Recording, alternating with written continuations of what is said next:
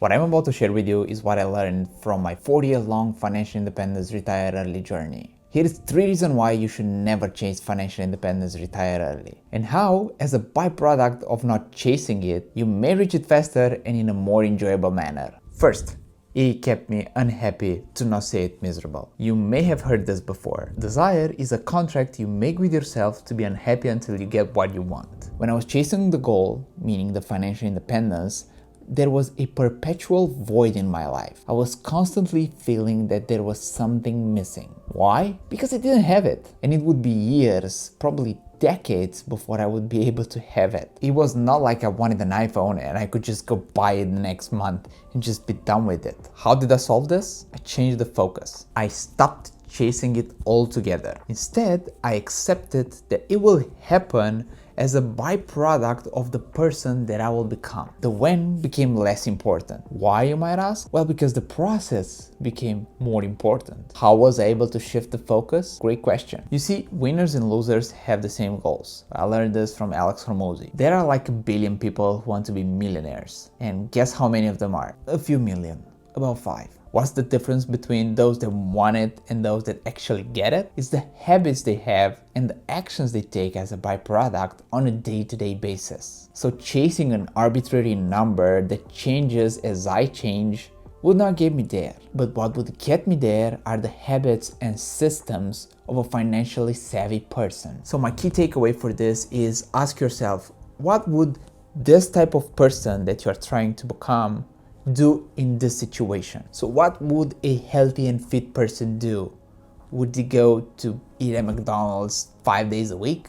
Probably not. Would a financially savvy person blow its money on meaningless things?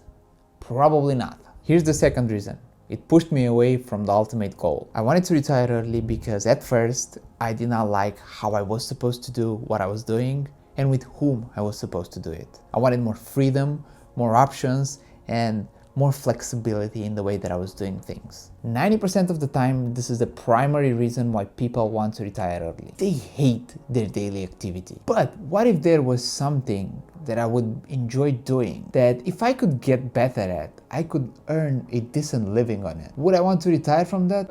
No. I knew then, and I know now, that if I would be financially independent, I would not sit and do nothing on a day-to-day basis. So I asked myself, what would I do if I was already financially independent? I would want to work on something that's meaningful to me, and I would want to master it. Now, as cliche as it is, my interests are related to personal finance, investing, health, and fitness. Great! Now that I know what I ultimately want, like mastery on those topics, what would I do if I was already financially independent? And what if I could do that today? Interesting. Yet another shift in perspective. With this, I realized that the ultimate goal is to find things that you want to master for yourself, or the things that I want to master for myself, and then act on it daily. Daily practices, daily habits to help me achieve my mastery goals. Because in the end, financial independence is only going to give me options. That's it.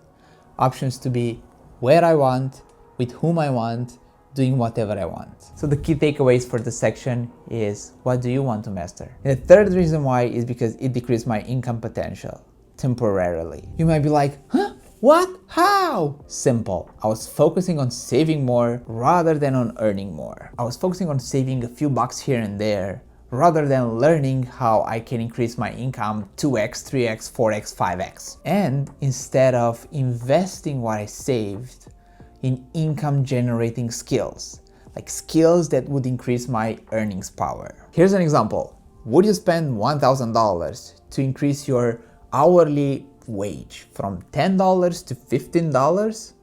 Probably yes, right?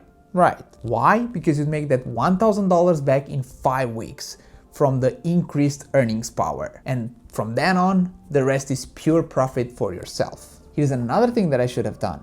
Instead of only focusing on how I could increase my income from my job, I should have focused on serving people better and then do it at scale. Why? Because the more people I could help, the higher the chances that I would be able to increase my income and achieve my goals. Why? Because typically, if you give society what it wants, it will reward you back with financial success. So my key takeaway from this is continue to save, but Focus more on increasing your earning power and on serving people better, and do it at scale. Alright everyone, if you enjoyed this video, you might also like this other video that I make.